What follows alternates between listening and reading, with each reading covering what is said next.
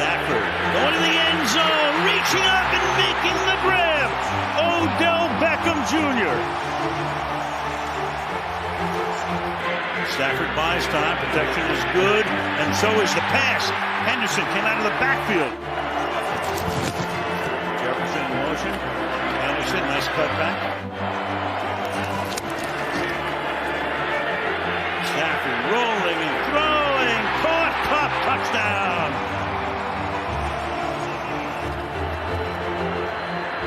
Stafford caught on the run. Cup, who else? Comes out of the slot to the right, looks that way. Hey everyone, welcome to a other East Coast Rams podcast. I am your host, Ashton Spencer, here with my awesome co-host, Zac Mayer. How is it going? Oh, all things good, man. And man, it just really feels like we just finished the Super Bowl. We're in victory mode, and now we're all, just within just over a month, and now we're talking about free agency. We're losing players left and right, it seems. But man, what a crazy start, and we're entering season 2 of the pod, which is awesome. Yeah, it's going to be a lot of fun. It's going to be our first off season, so we took a little bit of time off after the Super Bowl. That was a lot of emotions.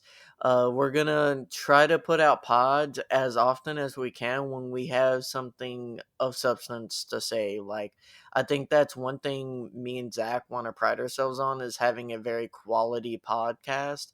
And me and Zac, neither of us are very big, you can call them draft heads or like super into the draft. I know a few college teams. I watch a few. So like I can give insights into those players, but I don't see a lot of value in me talking about the draft when I don't know a lot of the, recruits, so to say. No, yeah, I So agree. I agree with you. I mean, I went to the combine just to kind of, I'm in Indianapolis, so I was able to check it out, for free. But, I knew a couple of the players' names just because, they're local stars from Purdue and, the University of Cincinnati. And, I know a couple of those players. But other than that, I kind of, keep my eyes out and see what's needed for the Rams. But outside of that, I don't know the players too in depth. But when it comes to the Rams team themselves, that's where our, bread and butter come. mm-hmm. Yeah, we have a lot more knowledge about the team clearly than we do like random recruits, and we don't want to be fake on here. We don't want to pretend. We want to have good content. So talking about off season, this off season has been, I don't know, Zac, if you remember off season with more quarterbacks moving around, but it has been insanity. I feel like it's 8 or 9 QBs have switched teams. Yeah, I kind of felt like, 2021, we thought that was going to be a big roller coaster ride. And, you had obviously the Jared Goff and Matt Stafford trade and things like that. But, and Carson Wentz moving to the Colts and things like that, there was some shakeup there. But man, this year, it just seems like we're just, taking the quarterbacks, putting them in a snow globe and shaking them up and see where they land. We had some big surprises, Aaron Rodgers sticking around with the Packers. Those things like that. But what I see the most is everyone leaving the NFC and going for the AFC. Yeah, a lot of big names going to the NFC or out of the NFC into the AFC. You do have Tom Brady coming back, so a lot of big moves. It's going to be interesting to see where it all settles because we are recording this podcast on Tuesday night at 8 o'clock. And basically, since we're recording now, I guarantee you, Zac, something big will happen in the next hour or two, right after we're done recording, because that's our luck. But in reality, we're kind of down to only a handful of quarterbacks where we don't really know what the home is. I mean, Baker Mayfield and probably Jimmy G are probably the two biggest, probably two leftover names. I hesitate to call them the biggest names, but the two, probably weighted names left in the market. Mm-hmm. Yeah, there's still a few other big free agents also to be signed, so that's where I feel like a lot of people are waiting for the chips to land or kind of like everything to land. But we're going to be breaking down our podcast into 4 segments like we always do: re-signings, departures, signings, and our upcoming draft picks in the 2022 NFL draft. So let's kick off things with re-signing, Zach. Um, this was a lot of surprising re-signings, not so surprising re-signings. Zach, to start off, what re-signing surprised you the most? I mean, I would definitely, if we're looking at re-signings, Brandon Powell, I wouldn't say I was necessarily surprised. I mean, I was surprised because again, when you're looking at the wide receiver depth that the Rams had, bringing on Brandon Powell, even for his 1 year deal was surprising, but at the same time, it wasn't because he played such a pivotal role in the punt return team, and especially in the second half of the season, that it was kind of a no brainer to re-sign. So as far as the re-signs go, I think Brandon Powell, the ones that we've already done, I think that one was probably the most shocking. Mm-hmm. Yeah, Zach. I just have to say, Brandon Powell is the first returner we have had in the last few years where I wasn't instantly scared to death that he was going to fumble any given time. And that to me is worth a 1 year deal. I'm happy the Rams re-signed him. I feel like he has a potential to be a very special player. I actually hope he starts to get chances as a wide receiver. He just has that it factor when he touches the ball. And I want to see if he has that same thing when he's on the field in the regular offense. And I hope they give him that chance this upcoming year. Because I feel like he's just not another guy. He doesn't come off to me like that.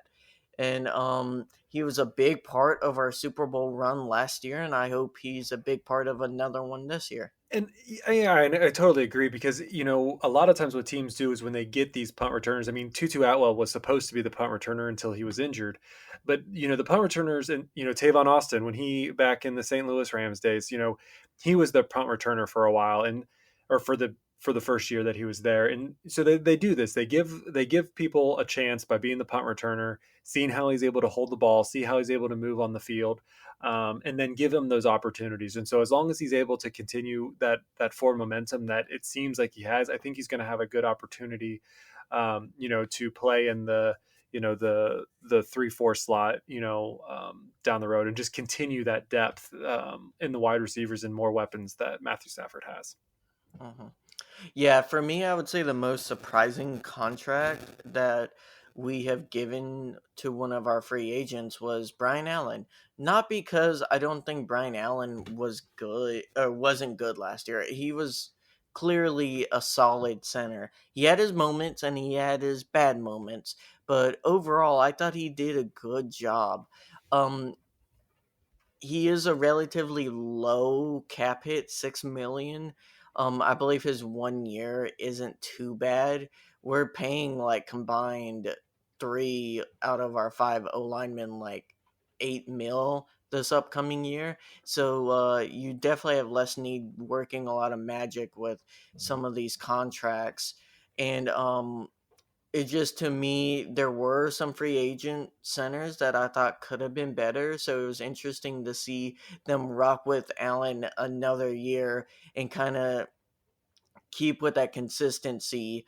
And hopefully he never snaps the ball over Stafford's head again the way he did against Tampa Bay. I never want to see that again. No, yeah, it was a total miscommunication of what happened, and I think I think that's a one and done, and that's not going to happen again. Going on a surprising note is that when you look at all the re-signings that we've done so far, we signed 2 centers, which is kind of crazy. We did the backup of Coleman Shelton too, and when Brian Allen was injured, for those couple of games in, Colton Shelton had to step in. He did a great job stepping in. I mean, good on Matthew Stafford too, who went from a right hand to a left hand and then had to go back to a right hand again. But it's just this game where they really want to make sure that they have the positions that Matthew Stafford, and we'll talk about his contract here in a bit, but making sure that the offensive line and the offensive weapons are there for Stafford to continue this upward trend and make sure that this Rams team is going to be competitive for years to come. Mhm. Yeah, I definitely think that Coleman Shelton, I think they're wanting him to be the next right guard. I personally think he'll lose it in training camp to Ingram. I really think because I watch a lot of South Carolina football, Mm-hmm. so I in turn watch a good amount of Clemson football, and Ingram's the real deal. I was really happy when we drafted him. I liked them coming out of college, and everything that the Rams have shown me about him is they have a lot of faith, right? And Mm-hmm. I think he can win that job over Shelton. Great, that's awesome. And then let's talk about Joe Noteboom. He was the other before we get to Matthew Stafford. We'll go with Joe Noteboom. A 3-year, $40 million deal. 25 million of that's guaranteed. The heir apparent to Whitworth, right? Um, I think prior to this signing, we were concerned that we were going to lose Joe Noteboom. We never heard, obviously Whitworth, we were anticipating his retirement, but that was, we just kept going on and on and on, and we never heard an official, hey, I'm retired. And so I was thinking, and looking at, other spectators in this game, we were kind of concerned that we could possibly lose Noteboom to another team, especially if they were offering, decent money. No, I definitely agree. No Boom was a worry that we lose him because he is underrated. I think a lot of other fans, or especially of other teams that don't know about No Boom, they're like spelling the doom for our offensive line, and they're like, "Oh, they lost a big wit. Like their left side of their line is gonna be garbage now," and they don't realize anytime No Boom has stepped in, if you did not tell people he was in the game, you wouldn't have realized that that wasn't Whitworth. Mm-hmm. He has been excellent. He's not perfect. He isn't as good as Wit, but I honestly believe he'll end up getting to that point in a year or two, and he is almost as good of a replacement as you can get, and a great homegrown guy. I'm happy he didn't leave. I, he is worth the money we're giving him. His contract isn't too bad, so overall, I'm pretty pumped to have him there and not to lose him. Definitely. Yeah, I can't agree more. It was going to be hard to replace Whitworth, and I think Joe Noteboom is going to do a great job at that.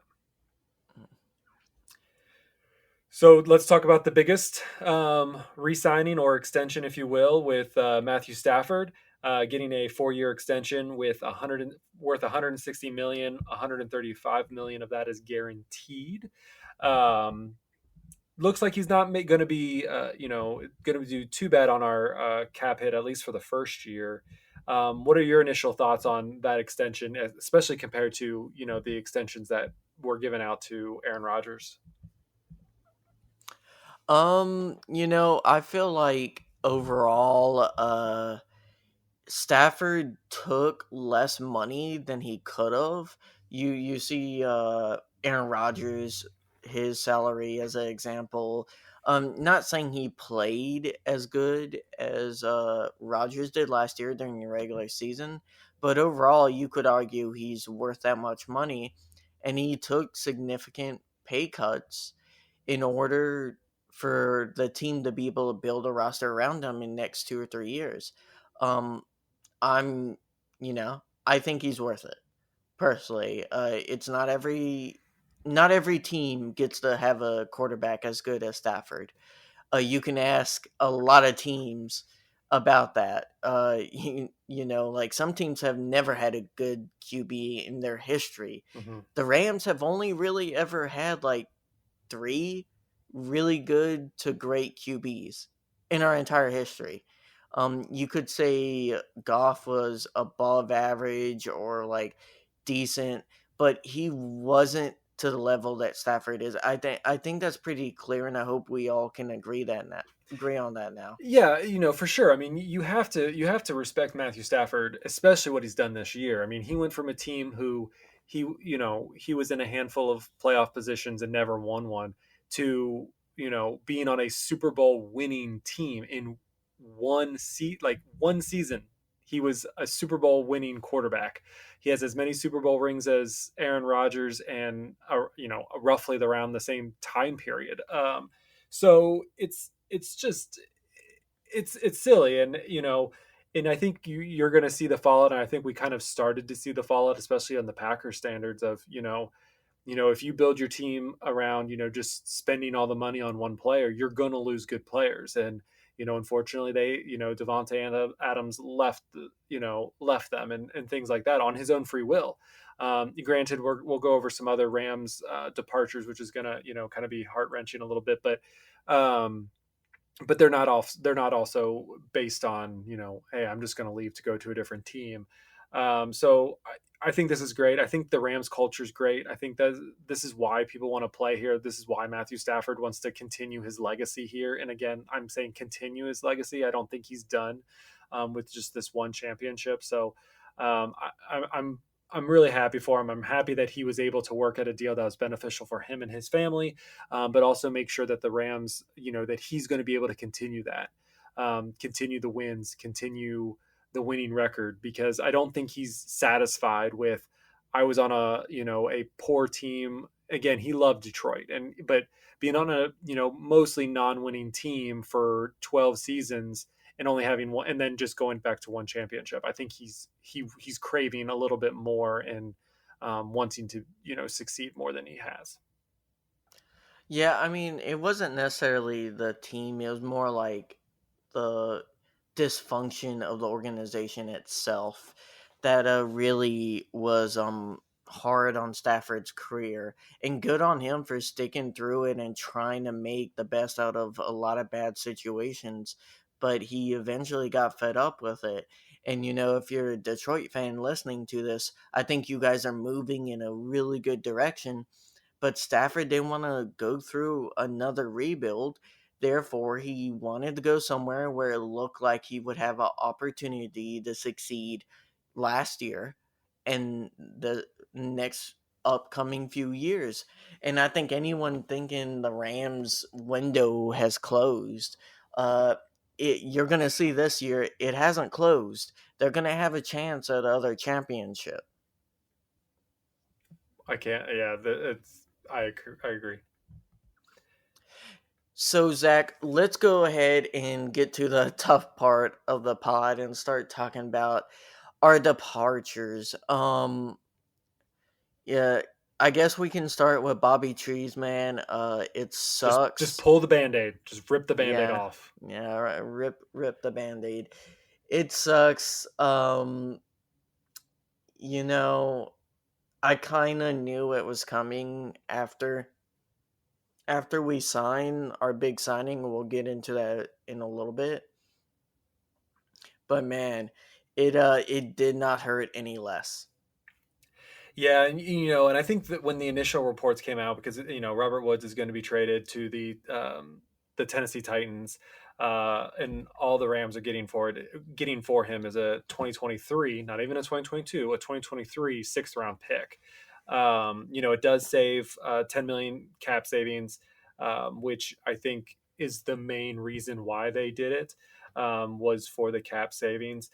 And again, when people think about it, you're like, you gave away Robert Woods for a sixth round pick in 2023. How does that make any sense?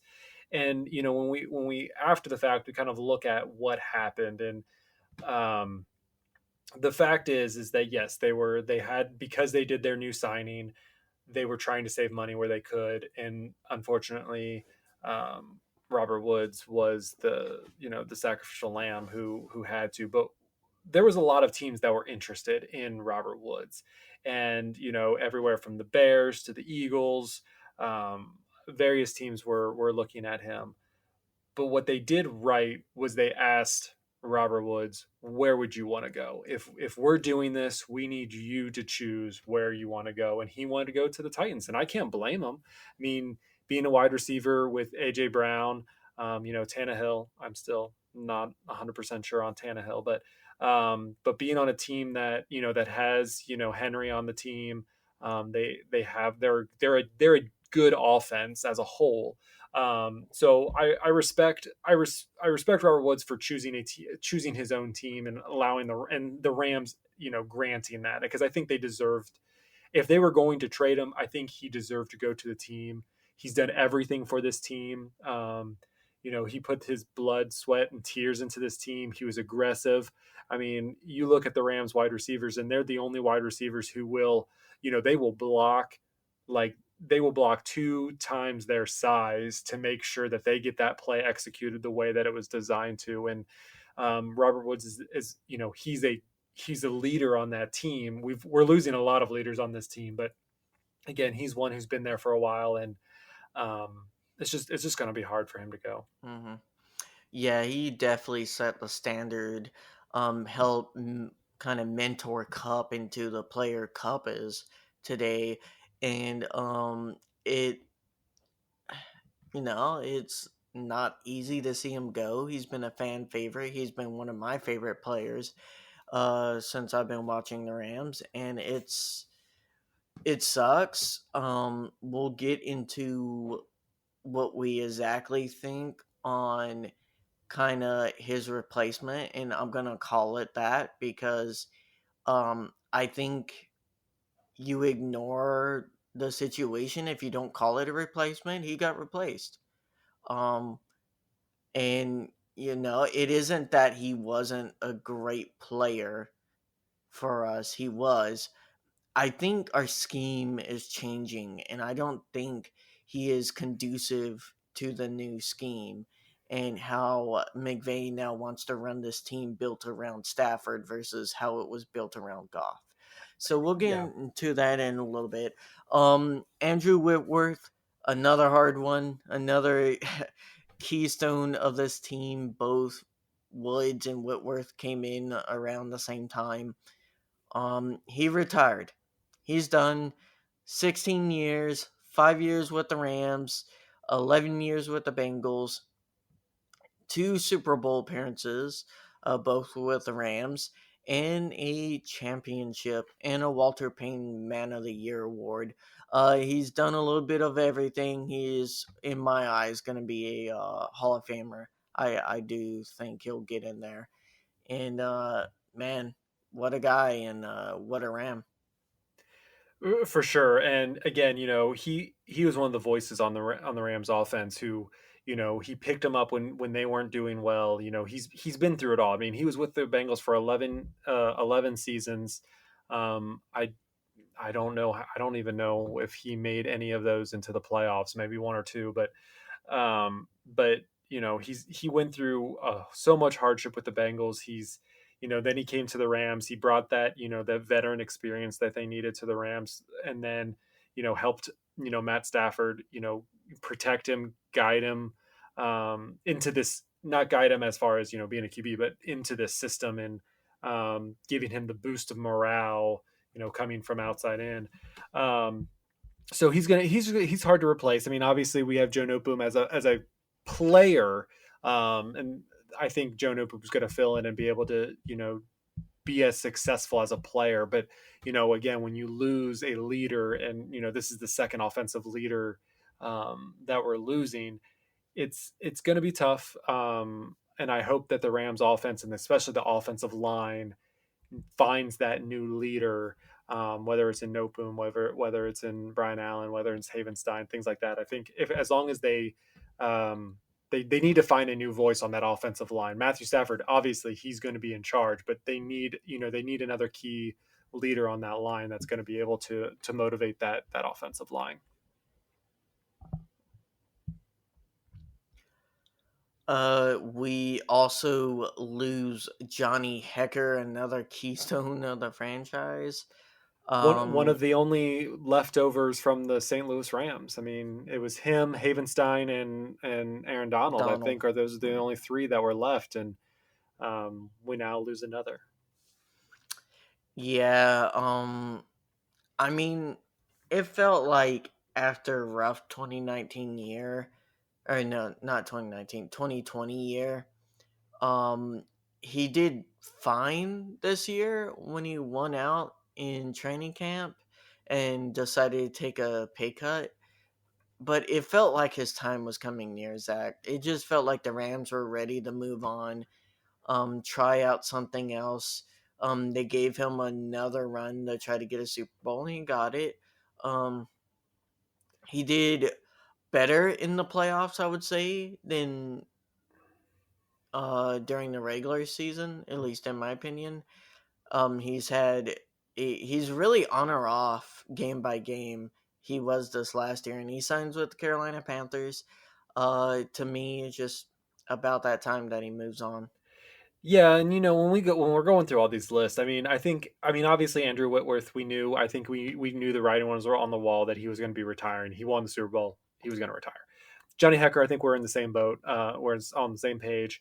Is that yes, we saw his decline, and they gave him another shot. He was successful, got to the Super Bowl. At some point, players do have to go. 10 years is a long run to in the NFL to be on one team, especially in the more recent years.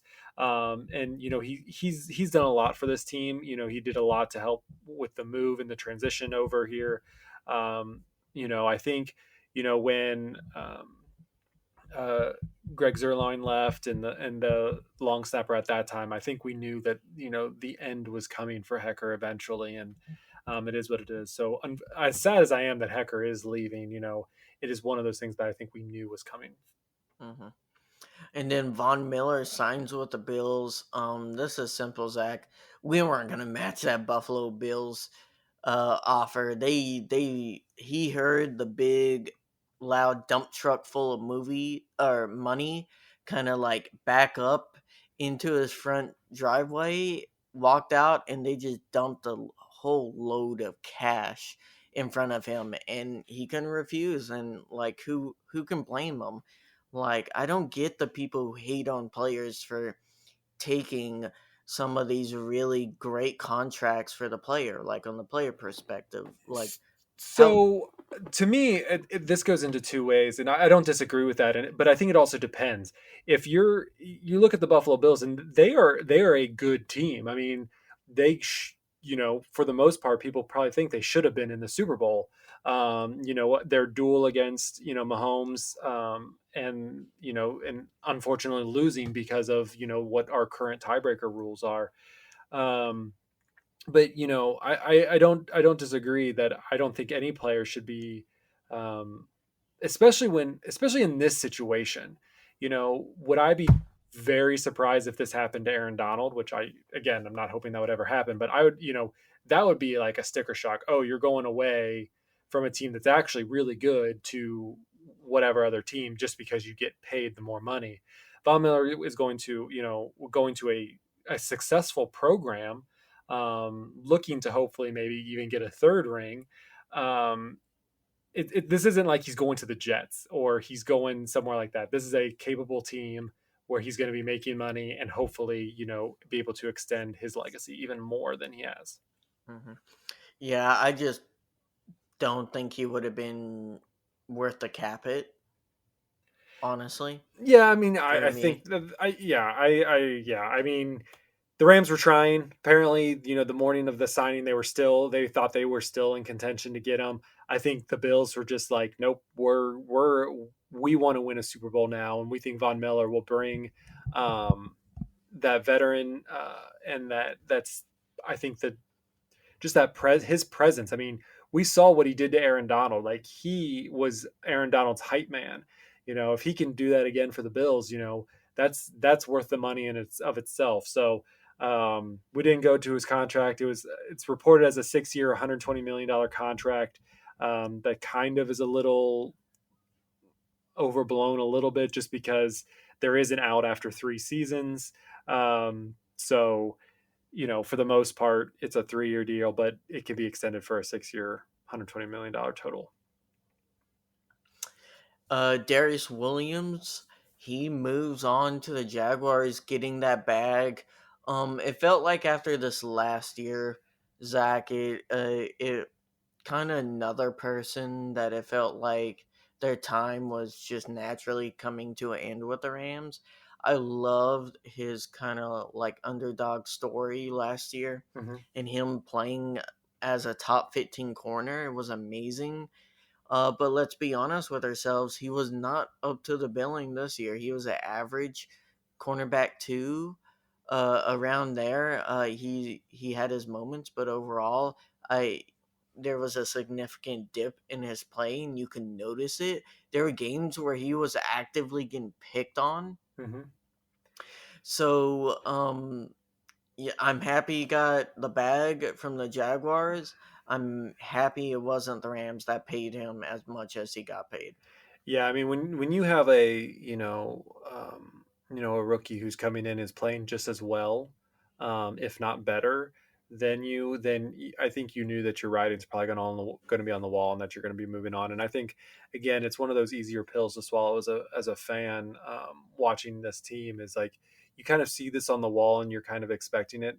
You want every player to do well, and you were glad that he was on the team and he got a Super Bowl, and we're happy for him. And but again, you're always trying to make your team successful, and I think he can be successful with the Jaguars. I just think the Rams have that depth where they don't have to pay for that position for his specific skill set. When I think they have somebody in the rear that can pull that slack, if not, maybe edge that out.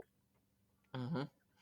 And then to round out these re-signings, Corbett goes to the Panthers, Munt goes to the Vikings, and Obo goes to the Texans.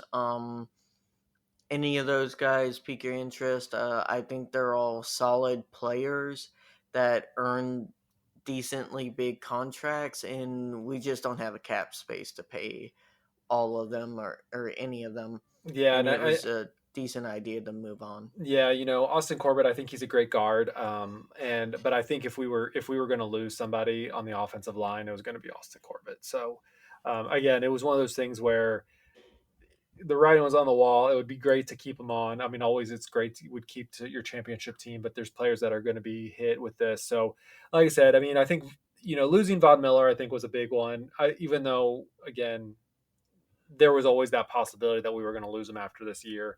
Um, but really, I think Robert Woods is one of those ones where like it just felt as a fan when you first hear it, it kind of hurts your soul a little bit. But then when you think about the reasoning, you think you hear about the conversations that took place between the Rams and Robert Woods. It just made sense, and it seemed pretty applicable to others. I think we always wanted to see Robert Woods retire as a Ram, but he got his ring. He will be solidified in Rams history for what he's done for this team, for being in two Super Bowls, getting us there. I mean, he was one of the big reasons why we got to the Super Bowl in 2018. So it's we owe a lot as Rams fans to Robert Woods. Him and Cooper Kupp were the Isaac Bruce and Torrey Holt of now, and seeing that departure, just as it did back in the mid 2000s was rough, and it's going to be rough again, but we'll make it through, and hopefully better and more eager to win more championships. What about you? Uh, I mean, overall, I agree. Corbett was a solid guard. Just they all played into contracts we couldn't afford. Uh, so that's how I kind of look at it. I like them. I wish we could have relatively kept them, but they were going to be too expensive. And I'm happy they're getting paid. They all deserve it in some form or fashion. So let's go ahead and move on to quarter three and talk about our signings and our contract restructures. Kind of playing into the Rams are opening up cap and making some moves. Something a lot of people didn't expect, especially seeing our cap situation hasn't been the best. But going into it, Leonard Floyd restructured his contract. Well, it's good for him because I believe it ends up getting converted into like bonuses and stuff of that nature. Clears up around 12 million a cap this year. Uh, and while clearing up that cap, they sign a. You probably haven't heard of this wide receiver, Zach. Just a small name of Allen Robinson, who was with the Bears for a few years. Small dude. They signed him to a 3-year deal. Yeah, and I think this was to me this was the biggest shocker as far as what chips fell where they did. Um, Only because when this happened, we all kind of realized, well, it's I mean they're not going to get rid of their MVP, so it's either going to be Woods or OBJ who's going to be cut from the line, and which one of them was going to be, and it seemed like it was going to be more Woods. So this was kind of shocking. 3 year deal, 46 million, including 30 million of that guaranteed. I mean, it's a solid cap hit, I guess. I mean, not for year one, but moving forward, it seems like it could be a good cap hit.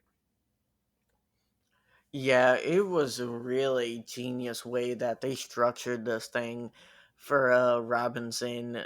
For people, since you're listening, it's 4.3 million cap hit on the first year. Then it's 18.5 for year 2 and 3, and then because they have void years, that means he doesn't have to play him, but they still have to pay him. Uh, Year 4 and year 5 are 2.8 respectively. So they're really smart with how they kind of structured this contract, especially for year 1. And if you count the bonus we paid Woods, we're paying 7 mil for our wide receiver 2 this upcoming year. I think it's pretty clear they plan on signing someone else on top of restructuring Donald, which I wouldn't put it past, or extending Donald. I wouldn't put it past the Rams also to save money with the Aaron Donald extension. I really wouldn't put it past them. No, I think so because when and I feel like we're skipping over Robinson a little bit and going to Donald, but even just kind of rounding out Donald's kind of talk about it, listening even mentioned today on his call, with the media that they're working with Donald's agent, and they're making sure that it's going to be beneficial for both sides. So I really think they're going to try to save some money, but probably also pay Donald out for the long haul. So looking forward to that. I'm glad AD is there's seems the talk of him retiring is faded away in the past. So hopefully that is for sure. But going back to Robinson, I mean this is a player who in 2022 he was, or 2021 he did have a decline. He played 12 games, and they weren't the most successful games, but you're also dealing with the Red Rocket, kind of a big shakeup at the QB situation that He was year. tagged. He was tagged, and so there's a lot to that. There's a reason why the Rams don't use their franchise tag, and especially when you place it on a high caliber top 15 wide receiver, it just kind of I think it feels insulting. They not trying to bring the Packers back into the mix, but they tried to do that with Devontae Adams, and he's like, yeah, that's not happening. And he got paid with the Raiders. So it's like that. But, bringing Robinson, he brings in different talent than, unfortunately Robert Woods had. And I think what they're trying to do is they know, Robert Woods and Cooper Kupp were very similar players, and they could do similar things. And so kind of putting them in and out of their own positions was great. But you have Cooper Kupp who can do pretty much anything. If whatever we decide to do with Van Jefferson's been, especially in the beginning of the year, maybe not so much towards the end, and even in the playoffs, he was a really big, down the field target. And so, if we continue with Van Jefferson, I think he's still good at, stretching him out down the long haul. But having someone like Allen Robinson come in and being kind of a jump ball kind of guy who you can just toss the ball up, which if you go look at a lot of the rehash all of the plays that Matthew Stafford really likes to do those kinds of throw the ball in the air and you know hopefully his receiver gets it. And when you have a player like Robinson who can be that kind of jump ball catcher, more times than not he's going to be able to jump for that ball even if it's higher up in the air than a normal receiver can catch it. So I'm really excited to see him play and really get out there. I got a lot of messages from Bears fans says good luck with that guy, and it just seemed like, okay, well, this is the same story that we hear before. Guy doesn't necessarily do well in the later seasons, and they want to blame the guy. And we're like, the Rams are like, no, we know what value is in these players, and we've seen it time and time again. I'm not going to go rehash that, but we've seen it again and again and again.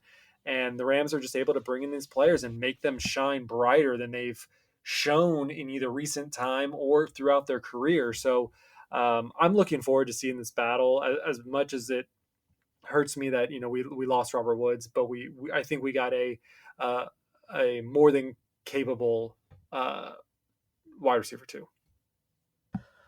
No, I'm like super thrilled, Zach, to get him. He is perfectly the type of wide receiver that Stafford just gravitates to. Like, there's a reason why Megatron was so electric. Was not just because Megatron is a top class wide receiver, but also because Stafford loves throwing those fades, contested fades, loves throwing like in perfect place for the wide receiver to be able to jump up and fight through the DB and grab it. And not a lot, but I would say a good amount of interceptions he had last year were contested catches that they threw up, and some of our wide receivers just didn't go for him. Mm-hmm. Just didn't even try. Like, I remember there was one with Djax where he just watched the DB go down and grab it when he could have cut back and try to fight for it. Like, some of that is on Stafford, but overall, my point is, Robinson is a whole different beast. We had Cooper Kupp and Robert Woods. And which one, Zach, would you say is better at the jump ball? Oh, I would say it's probably Cooper Kupp. And I think ultimately, in my opinion, Zach, that's why you saw Stafford kind of gravitate more towards Kupp than Woods. And you have to remember when Woods was signed, Jared Goff was the quarterback. And when Kupp was drafted, I feel like a lot of McVay's system came off of having really two good possession guys and having one guy who stretched the field because Goff struggled to have multiple reads in a single play. So he needed to have one guy be able to get open, and most time open by scheme, at least in my opinion. For sure. Now that's not a limitation. Oh, yeah. And I would not, if we sign OBJ back to the thing and he's healthy enough to get in, I would not be surprised to start seeing 4 wideouts and seeing what they can do with that. Like, I would not be surprised at all if they can, they just want to just drive everyone down the field and, confuse the defense as much as they can and, make successful plays out of that. Yeah, good luck trying to cover Cooper Kupp, Robinson, OBJ, and like Tutu going down on a fade. Mm-hmm. Yeah, good luck. Yeah, I think we're looking at another great season. Just got to make sure we keep everybody healthy. Mm-hmm. So let's go and let's try to talk about some free agents. Me and you like. The Rams right now on Spot Track have around 8.8 million in cap space. Not a whole lot, but again, they can restructure. They're talking to Donald. That could also lower a cap hit a little bit.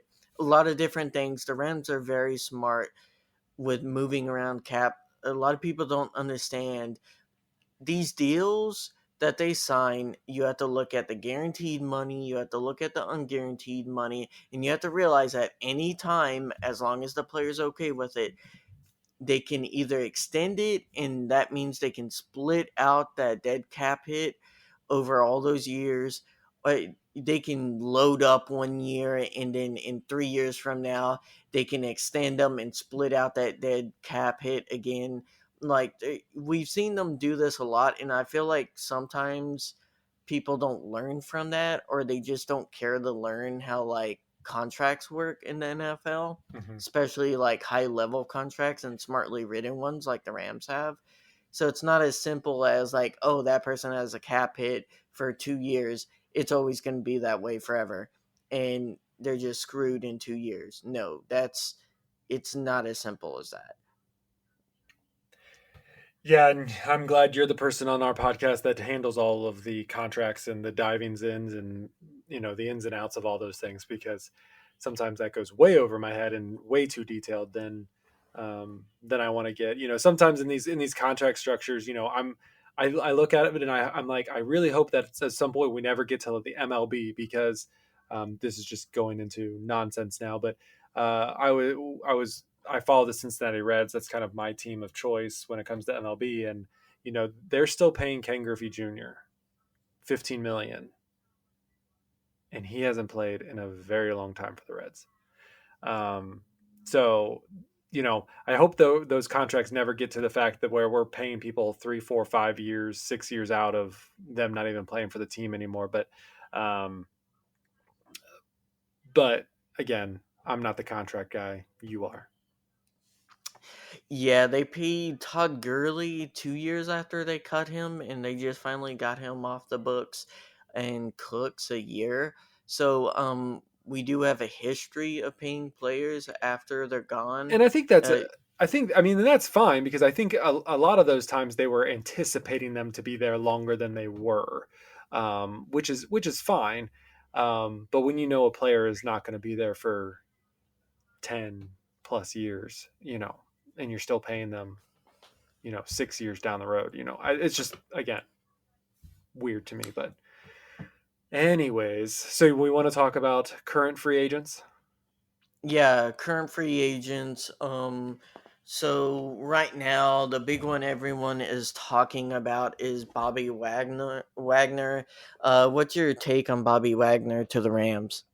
I'm fully on board with it. I mean, him being an inside linebacker, that's a position that we have kind of somewhat Neglected. neglected, or and somewhat struggled in that position. I mean, again, it kind of goes back to the Darius Williams thing, where we have Troy Reader, who had a really good season in 2020, or was it 2020 or 2019, one of those years. He had a really good year, and then hasn't really been at that level since. He's had made a few good plays here and there, but he's just it just hasn't seemed to work.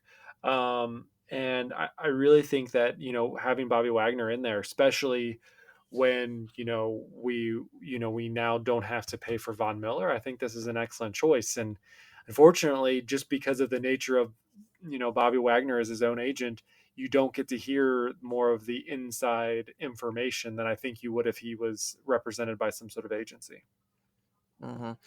Yeah, personally, I'm more wanting to prefer a cornerback Mhm. free agent. I feel like we should try to fill our secondary. I I do believe Ernest Jones and whoever's behind him will do a good enough job that, like, if we got Bobby Wagner, I would be thrilled. Um, but I would be more thrilled if we got Gilmore, because I feel like Gilmore has a lot of gas still left in the tank. Mhm. He could help mentor even Jalen Ramsey and some of the younger DBs, because I do think we'll probably end up drafting another one. It Now, just a lot of positives come if we got Gilmore, and you have two lockdown corners of those caliber. Like that's gonna be rough for whatever offense that goes against them. do you think Ramsey would enjoy Gilmore being on the team? Yeah, I think he respects Gilmore. It's Ramsey is top corner, one of the top, probably top three corners in the league, and you go with this like you're the head dog, you're the one kind of mentoring these other ones, and then bringing Gilmore in to kind of be his equal. But it could also open up to be more of that star position where I think he likes to be. He realized, I think, and I think everyone realized in the second half that he had to be back in the more of the corner spot and following the kind of the star receiver on the opposite team. Um, but I mean, I guess that actually does in my mind maybe make some sense of bringing another top end corner to let Ramsey be Ramsey and let him do what he thinks could disrupt the opposing team's offense. So kind of thinking it as we talk, I'm more and more on board. Yeah, I really think that could help him because Ramsey does very good when he has freedom and he doesn't feel like he has expectations of one single role, right? And you saw the most freedom he's ever had in 2020.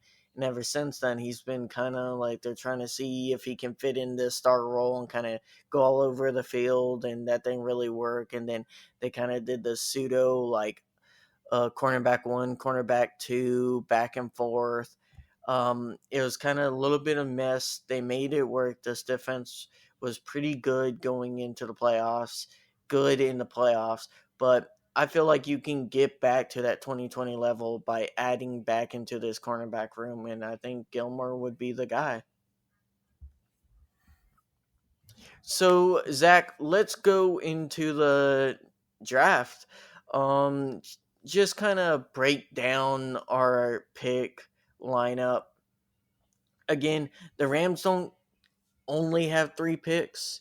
For some reason, everyone in the NFL is surprised at the end of every year when they're like, oh, we didn't think the Rams had any picks. They trade all their picks away.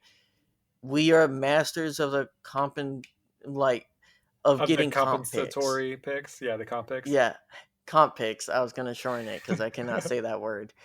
Uh, we're masters of getting comp picks. We're very smart about how we run in free agency. We typically don't have a lot of signings, and that means when players leave and we replace them in house, we get more picks for that.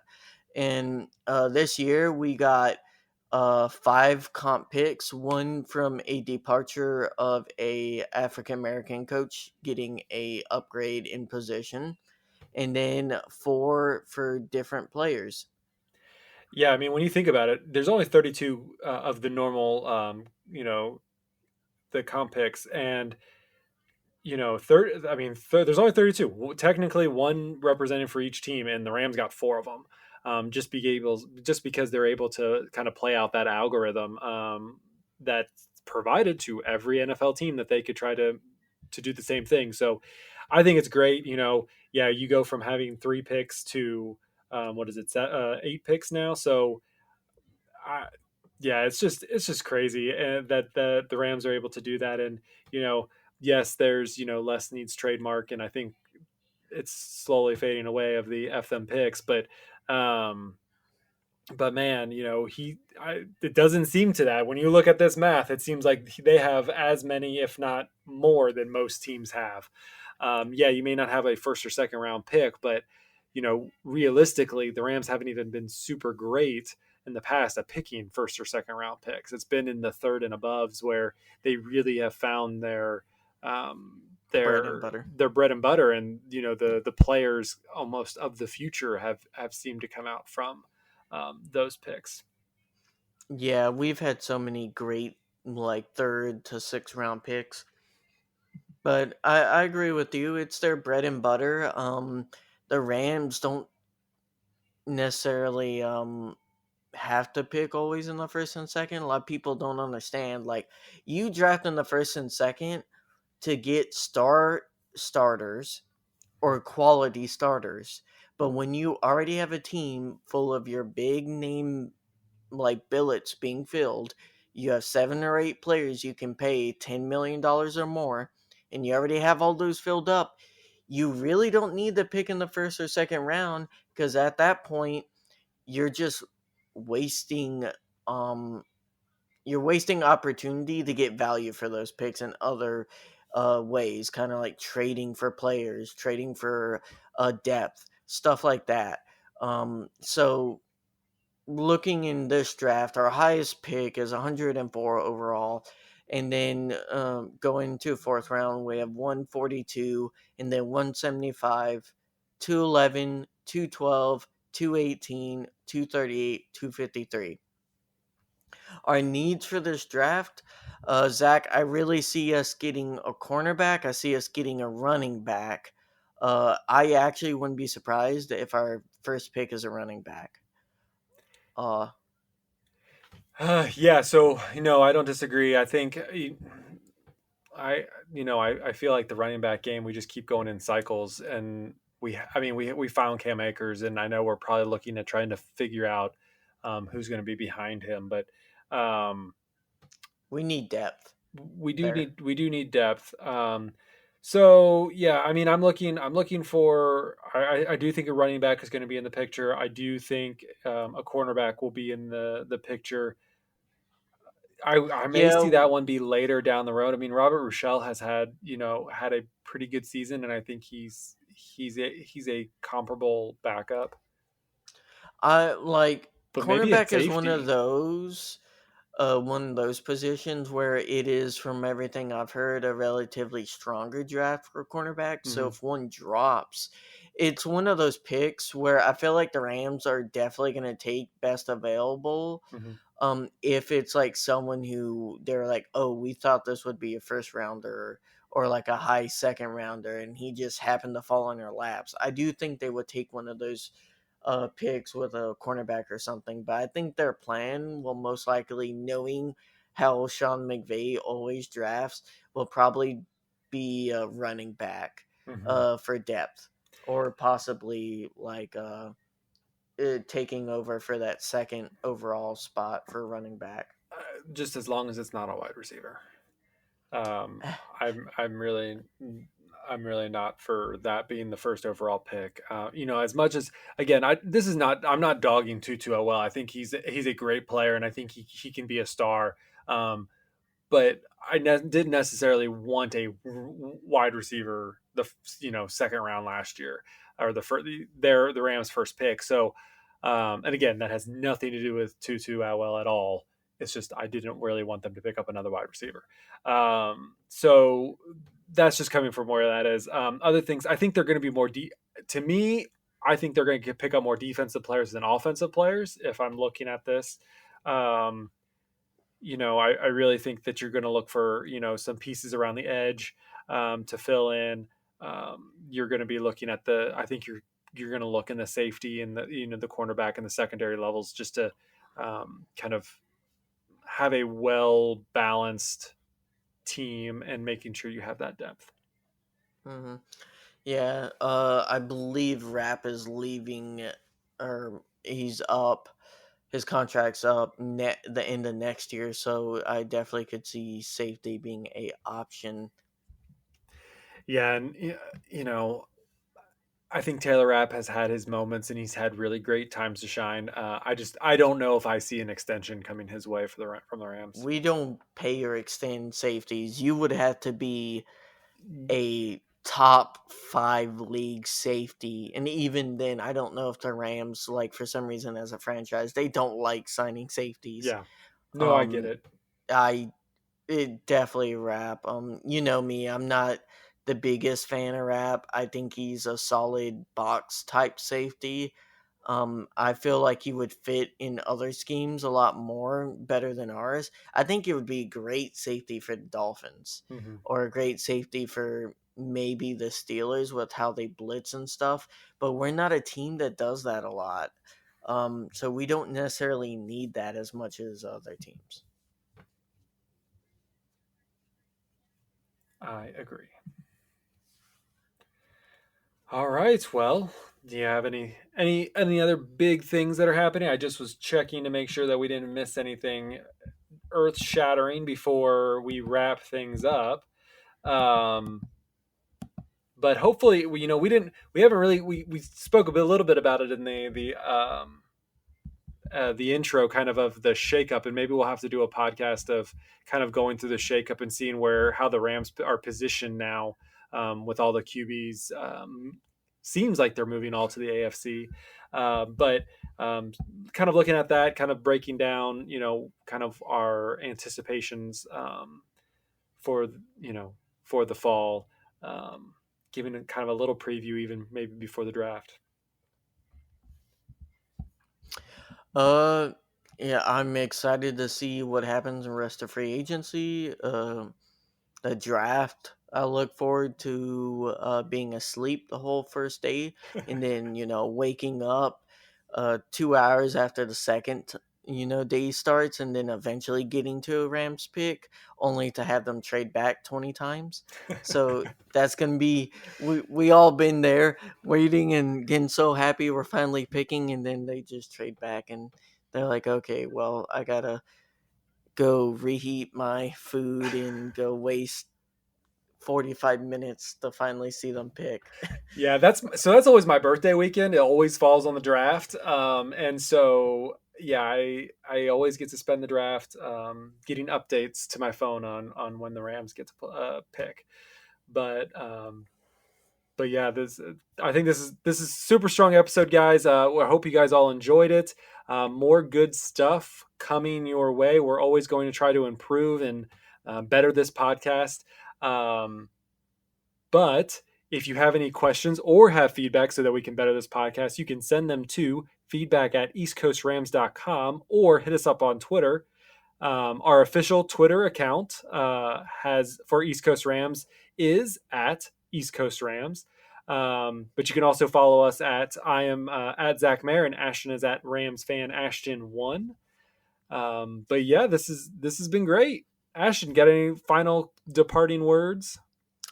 Go Rams, and let's get that second Super Bowl ring, Zach. Yeah, so right now we are the East Coast Rams Championship Podcast Team. I think we can say that, right? We're a championship podcast team. Yes, we are world champions of a sport mostly played in North America. On a podcast to everybody. So, all right, guys, good talk, Ramley. We hope to see you guys next time.